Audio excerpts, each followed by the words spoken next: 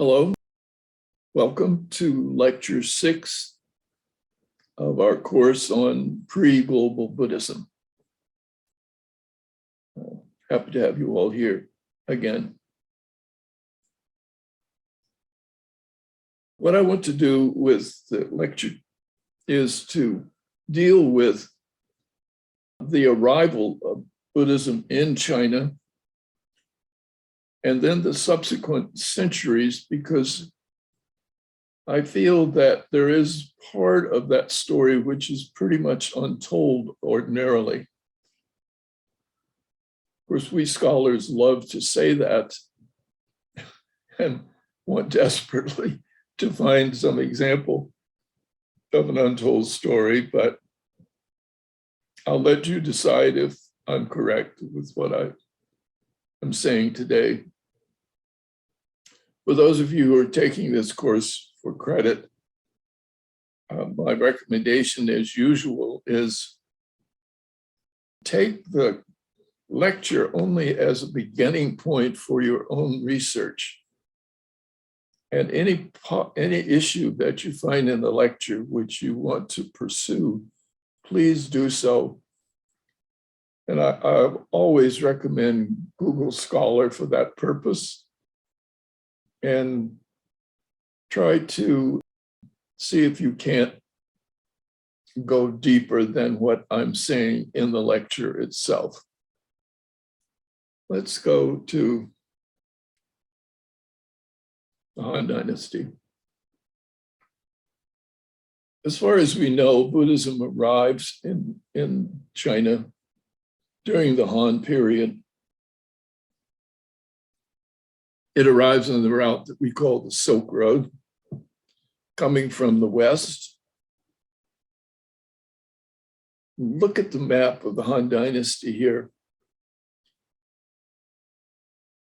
As I've mentioned before, solid colored maps just confuse you sometimes and give you a wrong impression. The Han people were a scattering of settlements in East Asia. And many of those settlements spread out across the landscape according to trading and commercial venture and farming. The center of the Han Dynasty was a relatively small area in the Yellow River Valley going down as far as the Yangtze River. And the rest of it was a piecemeal collection of settlements that were spread out according to how people were traveling and trading and doing commercial ventures. So as we see, there is that route that reaches out toward the west. We've talked about this area which extends the Chinese looking for contact with the commercial ventures and the traders coming from the west. That's where the power of the world was at that time. As you can see from the other map, across Eurasia, there were great empires, some of them important and as large as the Han people. And so the contact was to protect the trade and the travel that was coming and flowing from those empires to the west, coming into the capital city of Chang'an. Now, of course, later on, as many of you know, I pushed for maritime Buddhism.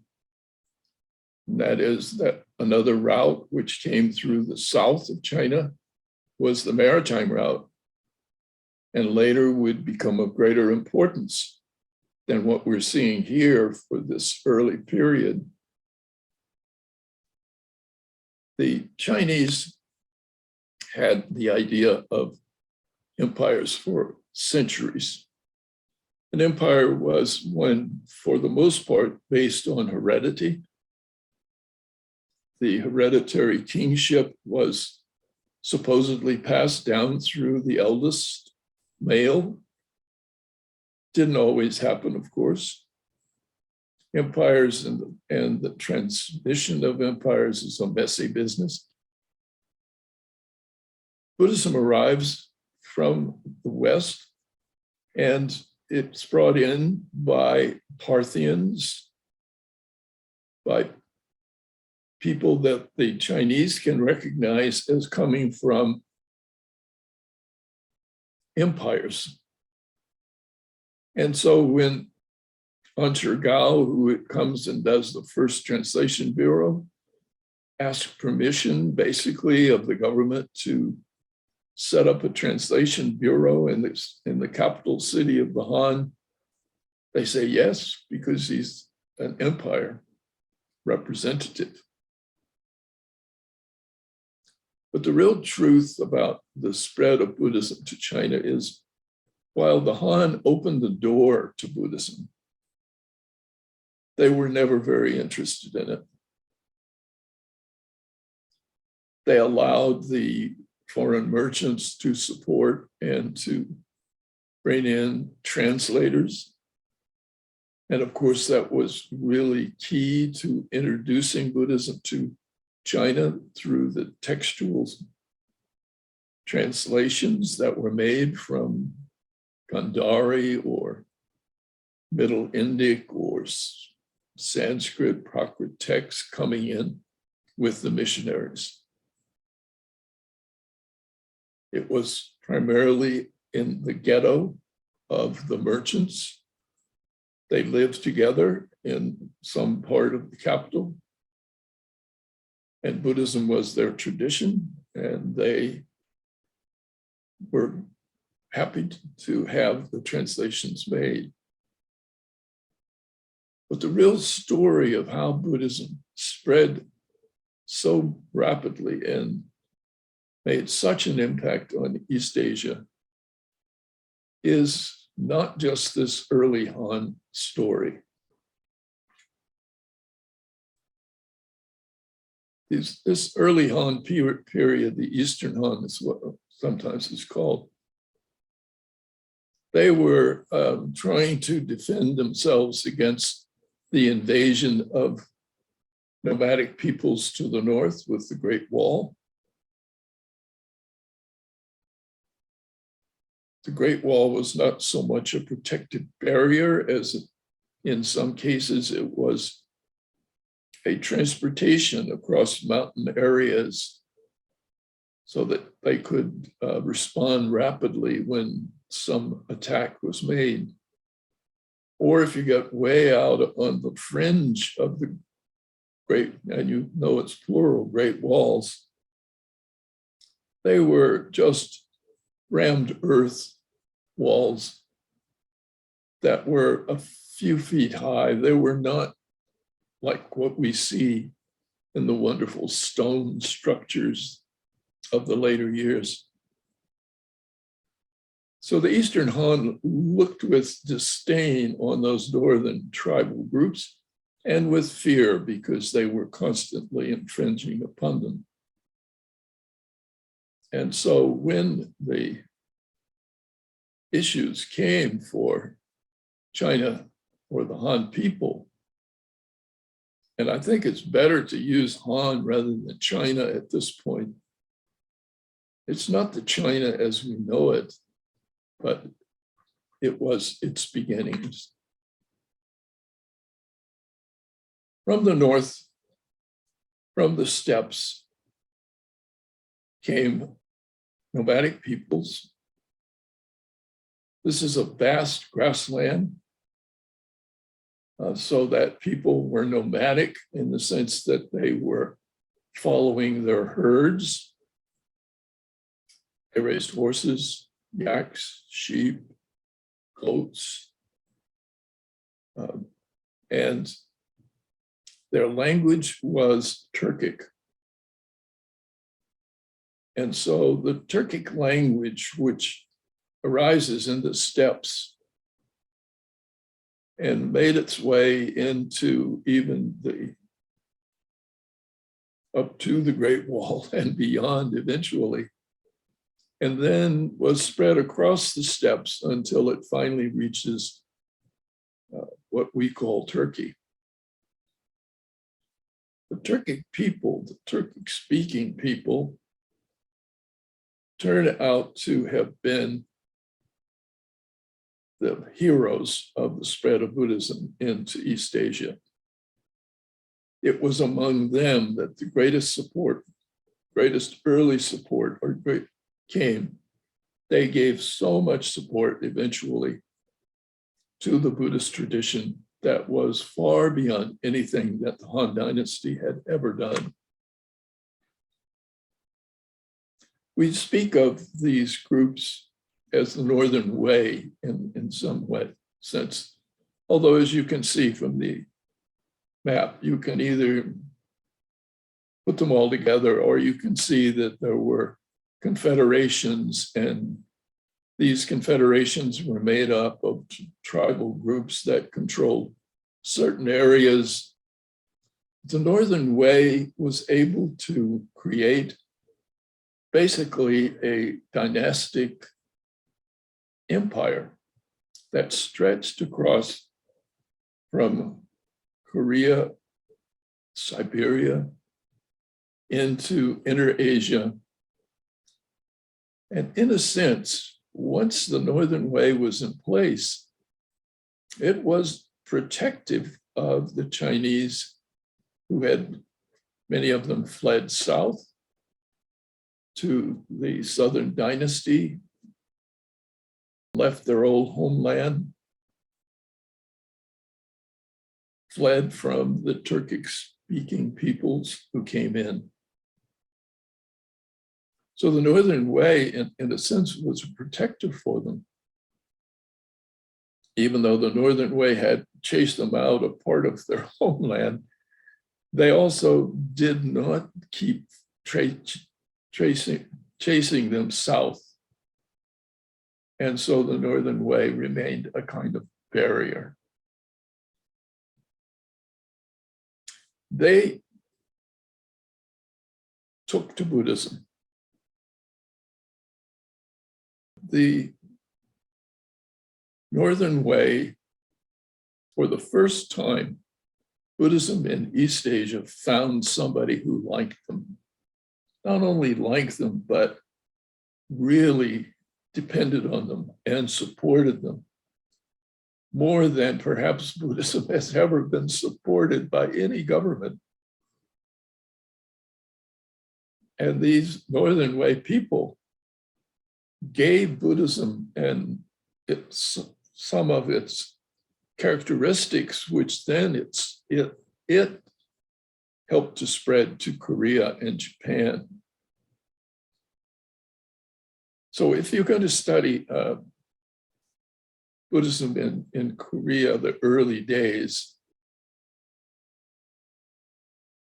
they really didn't get it from the Han. They got it from the Northern Way people. And Japan got their Buddhism first from Korea, which had in turn gotten it from the Northern Way. And so in order to understand that whole spread of Buddhism from the mainland across through the Korean Peninsula and the Japanese islands, I think you have to understand the Northern Way. And they were enormous supporters.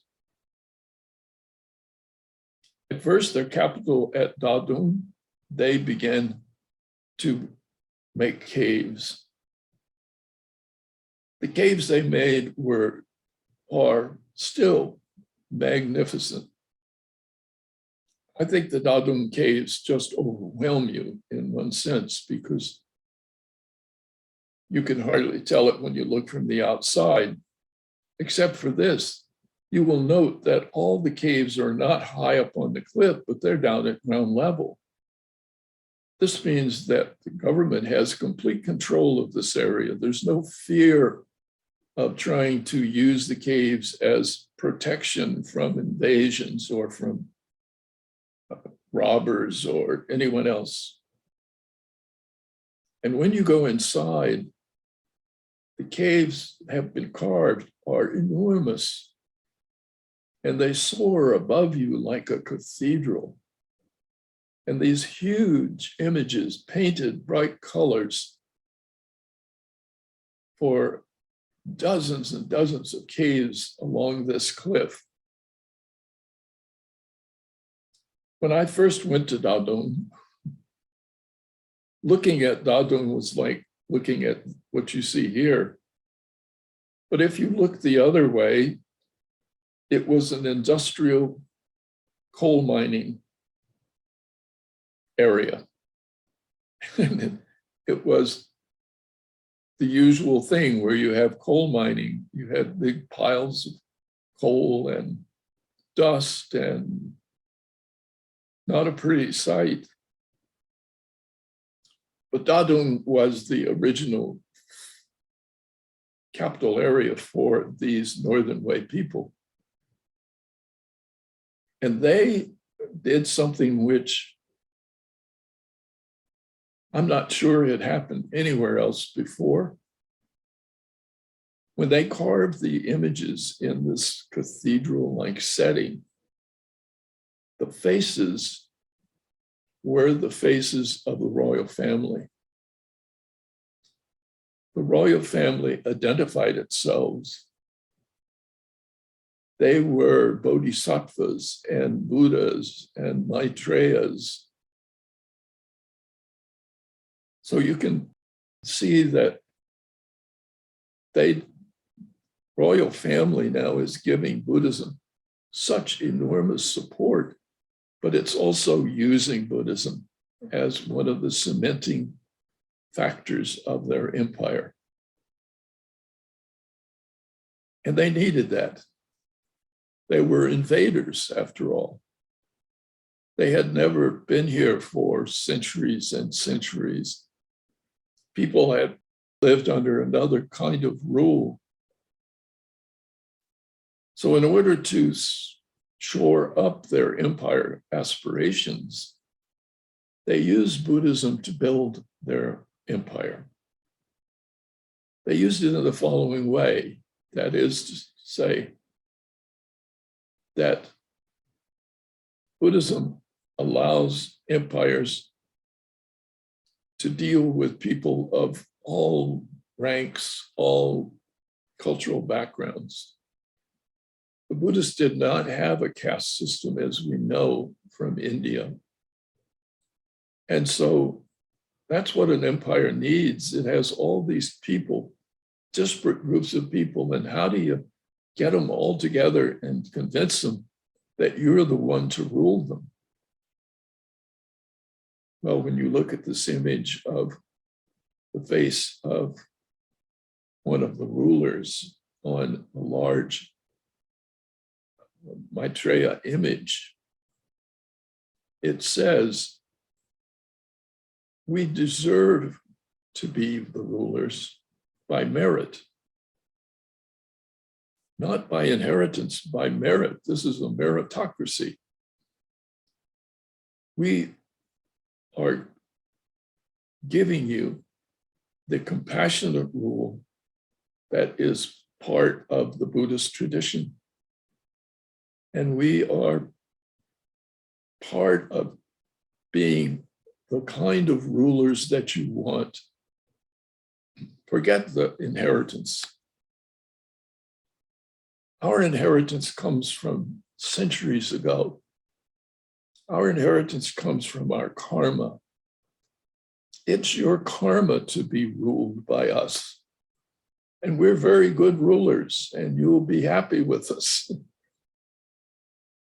And in this way, Buddhism got the basic teachings here, which we find in a few other places, but nowhere to the degree to which the Northern Way had it, that Buddhism is the protector of the nation.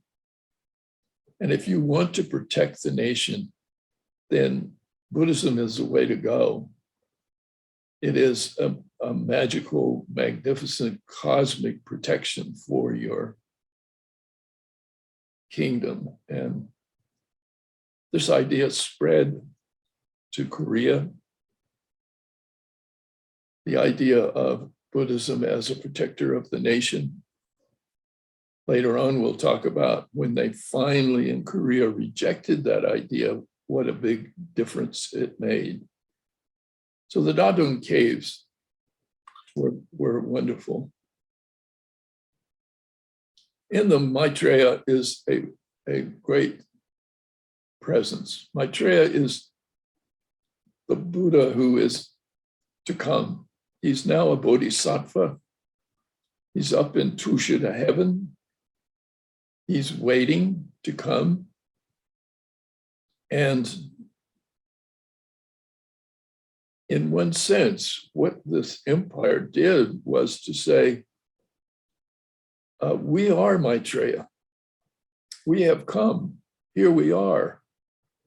Look, there's our face on that Maitreya figure. You already have us, and Maitreya can reproduce himself in many forms and in many bodies. And we are here to give you the support that you need from a government. So this was a way of really allowing the Buddhist tradition to spread and to receive, as you can see from these caves, enormous support. It was also a time when the monastic order for nuns began to have some presence in China. And that story is yet to be told, and I'm sorry that I don't feel I can yet tell it to you in its entirety.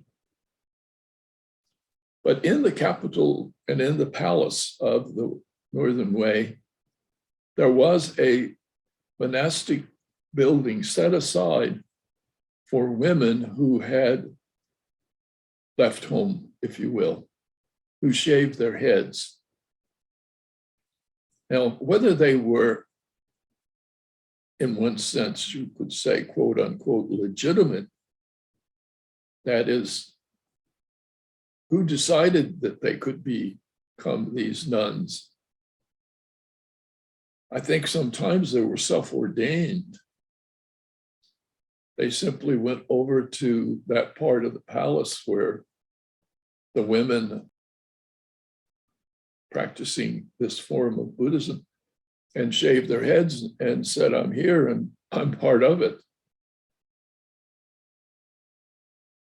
And the interesting thing about that was we normally think, well, only women who couldn't find a husband or widows who were left without support or poor young women or women of any age who wanted to have the protection of the monastery, who wanted to do upward mobility in terms of social status. Those were the ones who were attracted to this. But in the Northern Way, it was not the case.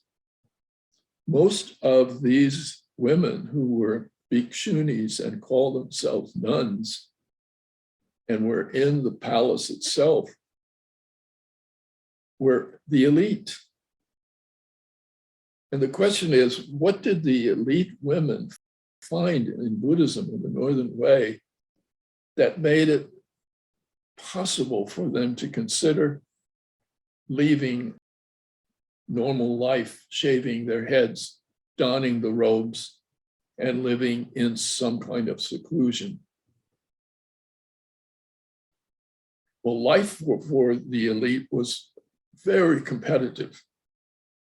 And the palace was a place of intrigue and people struggling to get on top of others. It could be dangerous. So women were primarily used as part of economic and socio-political and military agreements. So people would marry, the elite would marry their daughter off to somebody else in order to cement relationships between powerful people. Had nothing to do with romantic marriage. This was business. And the business arrangements of how these were arranged left women, once they had fulfilled their role as uniting the families through marriage, had very little power. They had to struggle to have any role to play. And so the Buddhist seems to have offered them a chance to stay in the palace, live like a nun, and be a nun for all practical purposes, and in that way have some power, have ability to do some political maneuvering, which they could not have done just being a normal lay woman. So the Northern Way is worth a lot of study.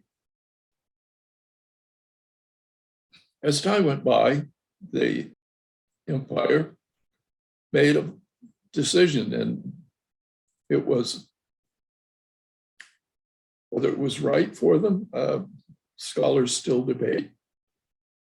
They really decided that instead of sticking with their nomadic heritage and with the culture which had come from the steppes, they would become Sinified. That is, they would copy Chinese life and become like Chinese. And so they moved their capital.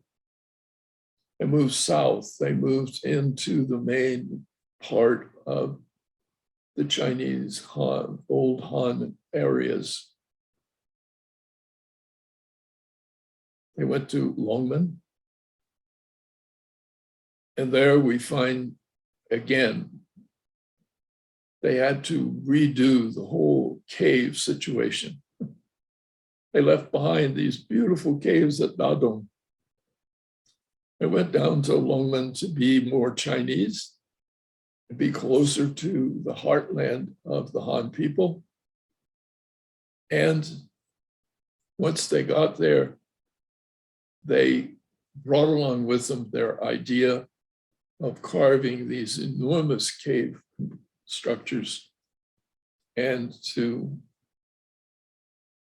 present themselves and still hold on to the idea that Buddhism was the protector of the nation. Here's Dadong with its most famous exhibit. Scholars believe that this was once a cave which collapsed,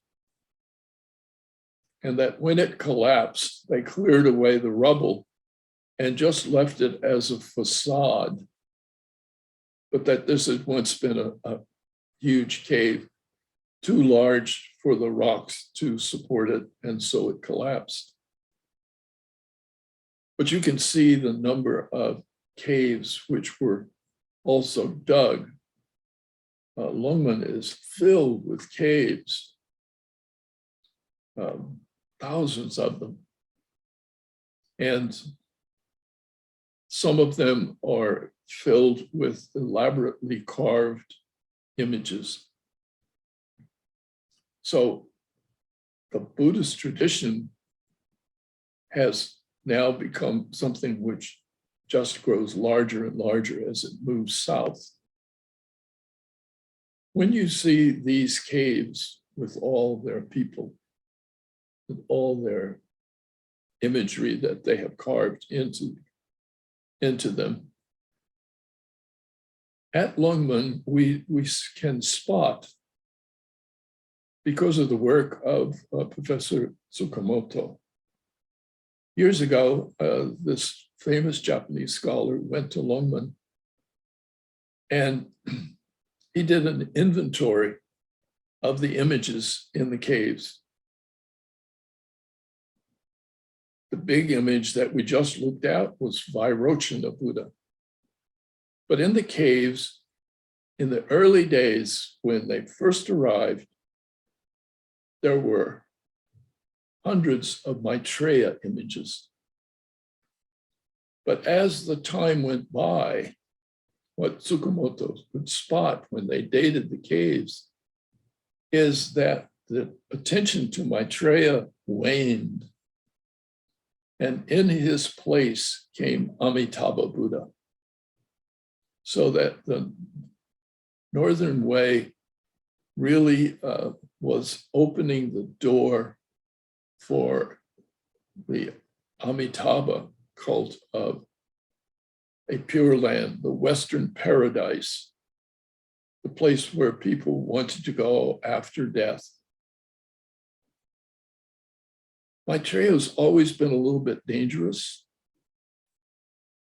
And you can see why the kingdom at first would make use of him.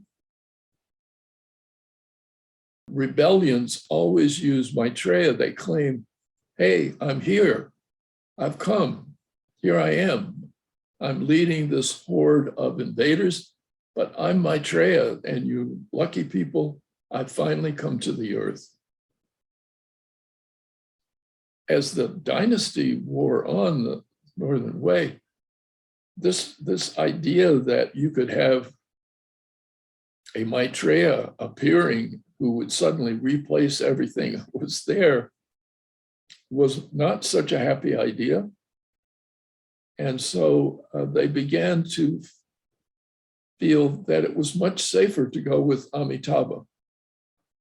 Amitabha was off in the distant Western paradise. He wasn't about to raise troops and come marching up to the door and saying, here I am. And so the Amitabha tradition of this Buddha who promises you, if you have faith, then he will take you to his Western paradise at death, took the place of Maitreya, which is a more imminently present group. So therefore, you can see Maitreya on the left and Amitabha on the right as we look at this in the Longmen Caves, as you try to go through and to deal with them. How do you know it's Maitreya? Well, it's the way his legs are. They're what we call pendant. They're hanging down as if he's sitting on the throne with his legs touching, going out, and his feet touching the floor. He's not in lotus posture as you see in the other one. So Maitreya was always shown as being active, if you will, ready to stand up, ready to help, ready to be part of the world. And so this is another way in which the Northern Way transformed the Buddhism that came into China.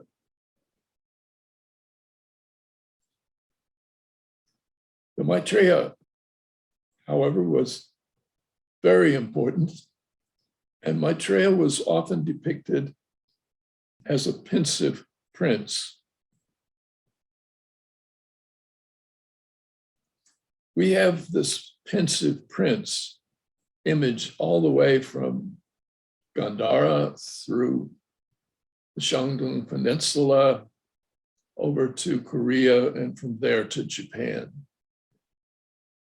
The metal image you see here is very famous Korean national treasure of the pensive prince. He puts one finger to his head. He's thinking. there's a question sometimes as to whether it's Maitreya or Shakyamuni. Siddhartha perhaps would be better. Shakyamuni and his Siddhartha formation. The pensive prince is considering the world. He's not yet rejected it. He's still in his worldly garments.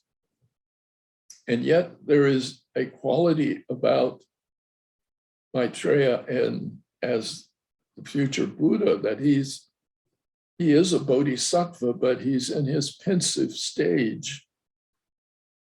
And these bodhisattvas in this pensive prince mode are going to come down and deal in the world. And they're trying to find their place in the world. So that these became extremely popular, and you find them, hundreds of them in the Shangyong Peninsula, stretching out to aid in terms of the role of Maitreya in the Northern Wei dynasty. So we have, again, these are issues which became very important and very important in the art, and they were all there. And the only way to tell the story is to include the Northern Wei. As I said, Amitabha finally comes to dominate. Amitabha comes to dominate Chinese Buddhism. It had already begun as we've seen in the caves from Longmen, it had already become the movement of the Northern Wei people. As Amitabha, of course, became more powerful as a movement, came to dominate in many ways.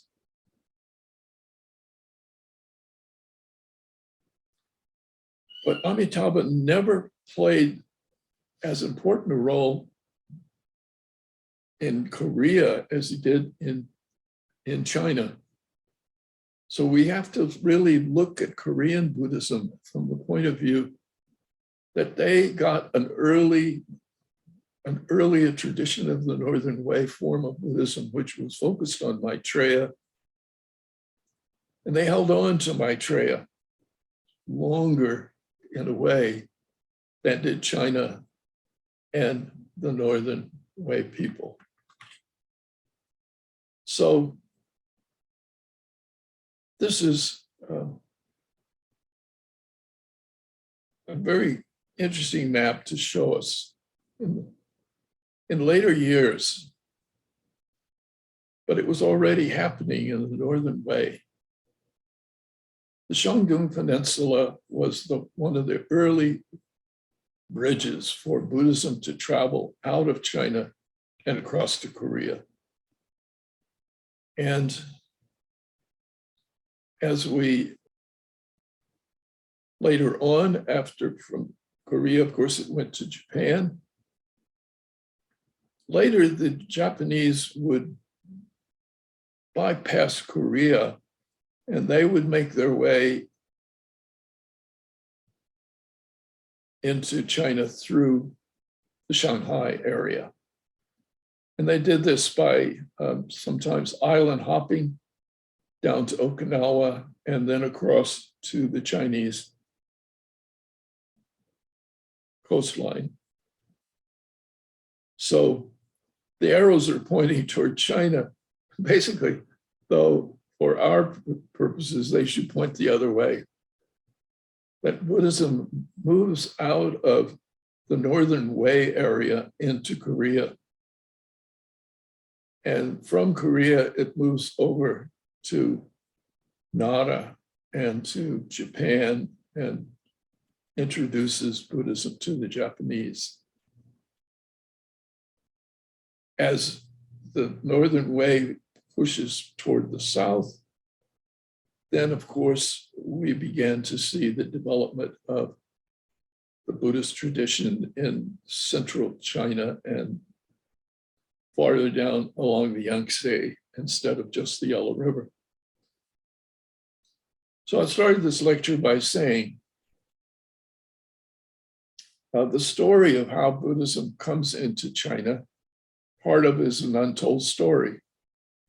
And that untold story is, I think, the Northern Way and the Turkic people. And even with the Tang Dynasty, when it came into existence and reunited North and Southern China, the old Northern Way kingdom was absorbed back into a purely Han people.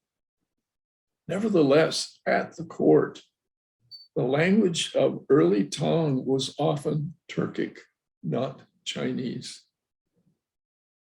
So the power of these Turkic people needs to be kept in mind. And we need to look at the Northern Way to understand monasticism, art, the role of Buddhas and Bodhisattvas, the role of Buddhism in ordinary life and for the government and for the kingdom. When we tell that story and enrich it from the Northern Way perspective, we're at least coming closer to, I think, giving a more adequate picture of how Buddhism arrived in China.